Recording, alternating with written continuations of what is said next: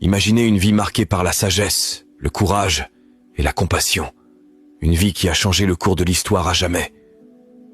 Aujourd'hui, je vous invite à explorer les moments les plus impressionnants de la vie du prophète Muhammad. Paix et bénédiction soient sur lui, le dernier messager envoyé à l'humanité. Au-delà des événements historiques, vous découvrirez des leçons qui transcendent le temps et s'adressent directement à nous aujourd'hui. Préparez-vous à un voyage profond que vous n'oublierez pas. Commençons.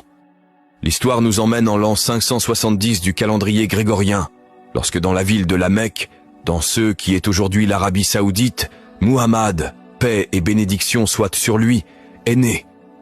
Il est généralement admis qu'il est né un lundi, le 12e jour du mois de Rabi al-Awwal, dans ce qu'on appelle l'année de l'éléphant. Selon les rapports, sa naissance fut accompagnée d'une lumière radieuse qui illumina les palais de Syrie. Il est également dit que le feu des adorateurs zoroastriens s'est éteint et que sa mère, Amina, ressentit une lumière éclatante. Son père, Abdullah, était décédé quelques mois avant sa naissance. À cette époque, il était d'usage que les enfants des familles nobles de Quraïch soient envoyés dans le désert, où ils étaient nourris par des femmes bédouines et passaient leurs premières années. On pensait que l'air pur du désert était bénéfique pour leur développement et favorisait l'indépendance. Muhammad fut confié à Halima, qui prit soin de lui pendant environ 4 ou 5 ans. Pendant ce temps, il apprit à s'occuper des moutons et à vivre en harmonie avec le désert, acquérant les compétences de ceux qui habitaient ces terres. À l'âge de 4 ou 5 ans, un événement extraordinaire, connu sous le nom de l'ouverture de la poitrine, se produisit. Selon le compagnon Anas, l'ange Gabriel, paix et bénédiction soient sur lui, apparut devant Muhammad alors qu'il jouait avec d'autres enfants. Il le prit, ouvrit sa poitrine, en retira un petit morceau de chair et dit « C'est l'endroit où Satan avait de l'influence sur toi. » Puis, il purifia son cœur avec de l'eau de Zamzam et le remit en place. Effrayés, les enfants coururent, disant que Muhammad était mort, mais lorsque les gens arrivèrent, ils le trouvèrent vivant, bien que visiblement affecté. À l'âge de 6 ans, sa mère, Amina, l'emmena à Yatrib, Médine, pour visiter la tombe de son père. Mais sur le chemin du retour, Amina tomba gravement malade et mourut, le laissant orphelin. Après la mort de sa mère, Muhammad fut placé sous la garde de son grand-père, Abdul Muttalib, le chef du clan Hachim.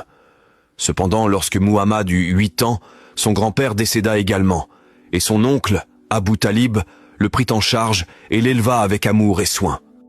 Dans sa jeunesse, Muhammad travailla comme berger, et en grandissant, il commença à accompagner son oncle lors de voyages commerciaux en Syrie. Lors de l'un de ces voyages, alors que Muhammad avait environ 12 ans, ils rencontrèrent un moine nommé Bahira.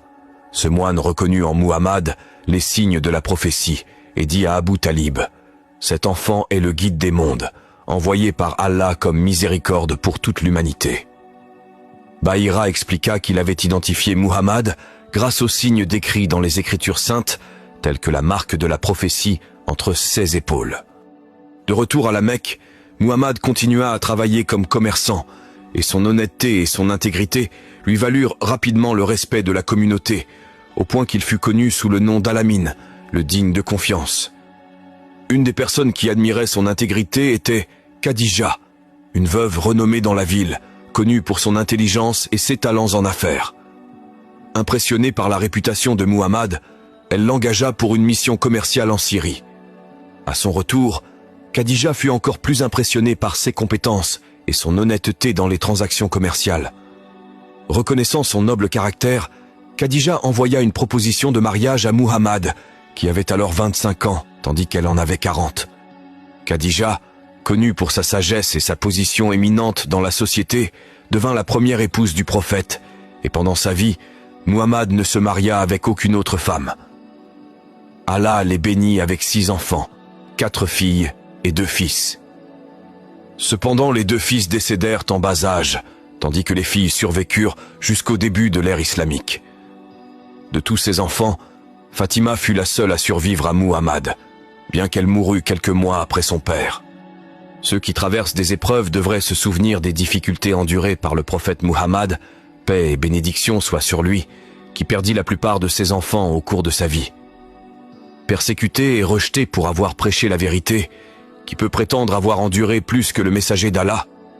Malgré ces défis, Muhammad était respecté dans sa communauté pour sa générosité et sa sagesse. Sa vie semblait destinée au succès, avec un avenir qui promettait la stabilité pour son clan. Beaucoup auraient pu s'attendre à ce qu'il devienne l'un des leaders les plus influents de la Mecque, peut-être se retirant à la fin de sa vie à l'ombre de la Kaaba, comme son grand-père avant lui. Cependant, bien que sa position sociale fût respectable, Muhammad devenait de plus en plus préoccupé par l'état spirituel de son entourage. En tant que descendant des prophètes Abraham et Ismaël, il savait que la Kaaba avait été érigée comme un lieu exclusivement dédié à l'adoration d'Allah, sans autre divinité.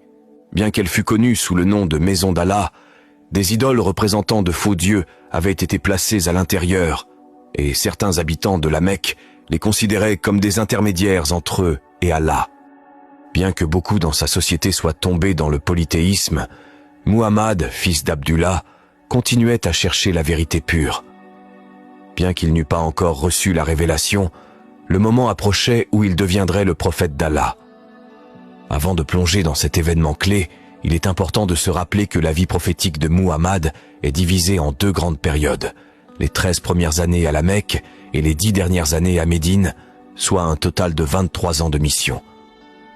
À l'âge de 40 ans, il fut béni par la révélation divine, et dès lors, il consacra le reste de sa vie à transmettre le message d'Allah jusqu'à sa mort à l'âge de 63 ans. À l'âge de 40 ans, il ressentit le besoin de se retirer de l'agitation de la ville et commença à se retirer dans une grotte à environ 4 kilomètres de la Mecque, appelée la grotte de Hira, sur le mont Jabal al-Nour. Avec des provisions pour se soutenir, il passa des jours à méditer sur la création d'Allah et les signes de l'univers. 6 retraites le préparaient, sans qu'il le sache, à recevoir une révélation monumentale et à assumer la tâche immense de guider son peuple, et, en fin de compte, toute l'humanité. Ce message venait directement du Créateur, marquant le début de sa mission en tant que prophète. La première révélation que Muhammad, paix et bénédiction soient sur lui, reçut eut lieu pendant une nuit spéciale du mois de Ramadan, connue sous le nom de Nuit du Destin, Laylat al-Qadr. Alors qu'il était seul dans la grotte de Hira, l'ange Gabriel lui apparut de manière inattendue. Muhammad, paix et bénédiction soient sur lui, fut rempli de peur en entendant les paroles de l'ange. « Récite !» Muhammad répondit en disant « Je ne sais pas réciter. » Gabriel répéta l'ordre 2 fois de plus, mais la réponse fut la même. Finalement, l'ange le relâcha légèrement et révéla les premiers mots du Coran. « Récite au nom de ton Seigneur qui a créé l'homme d'une goutte de sang. Récite, et ton Seigneur est le plus généreux, qui a enseigné à l'homme par le calame, lui a appris ce qu'il ne savait pas. » Cet événement marqua le début de la révélation finale d'Allah à l'humanité, un message qui perdurera jusqu'au jour du jugement. La rencontre entre Muhammad, un homme arabe d'il y a plus de 14 siècles, et l'ange Gabriel, venant du monde invisible, eut un impact monumental qui transforma la vie des nations et affecta des millions de personnes. Cette révélation conduisit à la montée de grandes civilisations, à la construction de villes et à la transformation de l'histoire humaine. La première révélation avait pour but de corriger les erreurs de ceux qui avaient déformé la parole d'Allah et s'étaient égarés loin de son message. La première rencontre entre le prophète Muhammad, paix et bénédiction soient sur lui, et l'ange Gabriel provoqua en lui une grande peur, ce qui est tout à fait compréhensible. En descendant de la montagne, il entendit une voix forte disant « Muhammad, tu es le messager d'Allah, et je suis Gabriel. » Lorsqu'il leva les yeux, Muhammad vit l'ange remplir tout l'horizon. Terrifié, il courut chez lui et demanda à son épouse Khadija « Couvre-moi, couvre-moi !» Khadija l'enveloppa dans une couverture, et lorsqu'il se calma, il lui raconta ce qui s'était passé. Bien que Muhammad craignît pour sa vie, Khadija le rassura en disant « Allah ne te déshonorera jamais. Tu entretiens de bonnes relations avec ta famille, aides les nécessiteux, es hospitalier et soulages la souffrance des opprimés. » Khadija, reconnaissant la vérité des paroles de son mari, fut la première à croire en lui comme prophète. Pour confirmer ce qui s'était passé, elle alla voir son oncle Waraka, un érudit bien versé dans la Torah et l'Évangile. Après avoir entendu le récit de Muhammad, Waraka confirma que l'ange Gabriel, le même qui avait été envoyé au prophète précédent, avait révélé un message divin à Muhammad, reconnaissant ainsi Muhammad comme le prophète attendu décrit dans les Écritures. L'ange Gabriel a également été envoyé à Moïse, dit le sage Waraka. Dès ce moment, Muhammad continua de recevoir des révélations jusqu'à la fin de sa vie. 16 révélations furent mémorisées par ses compagnons et écrites sur des morceaux de peau de mouton et d'autres matériaux au début de sa mission. Le prophète commença par prêcher à sa famille la plus proche et à ses amis de confiance. Khadija fut la première femme à embrasser l'islam.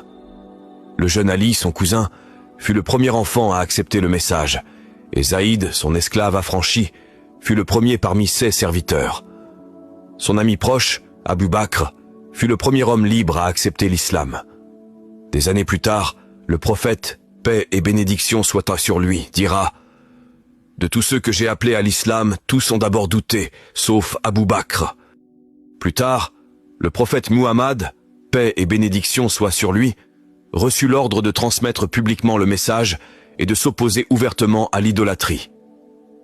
Au début, les chefs de Quraïch rejetèrent ce petit groupe de croyants, considérant que Muhammad était égaré. Cependant, avec le temps, ils réalisèrent que ceux qui l'enseignaient constituaient une menace directe pour leurs croyances et pour le bien-être économique de la Mecque. Au début, ils se contentèrent de se moquer ouvertement de lui.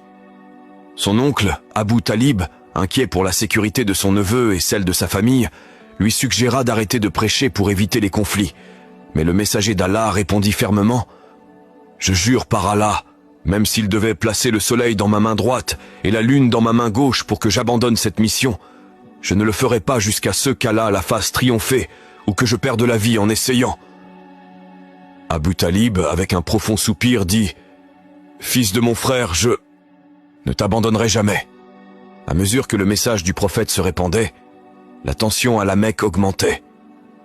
Les chefs de Quraïch se sentaient menacés, non seulement parce que leur autorité religieuse était en jeu, mais aussi parce que cela provoquait des divisions même au sein de leur propre famille.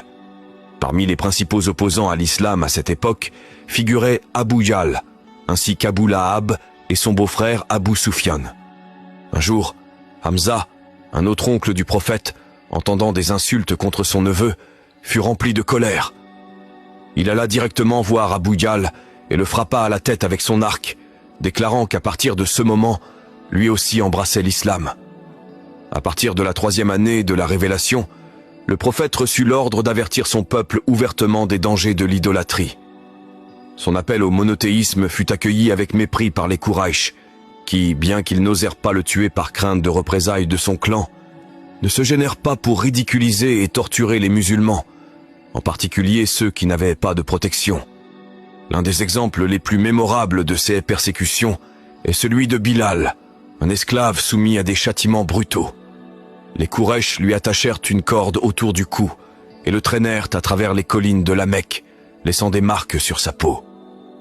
Umayya le battit sévèrement et, sous le soleil brûlant, le força à s'allonger sur des pierres brûlantes, plaçant une lourde pierre sur sa poitrine, tout cela dans le but de le faire renoncer à sa foi.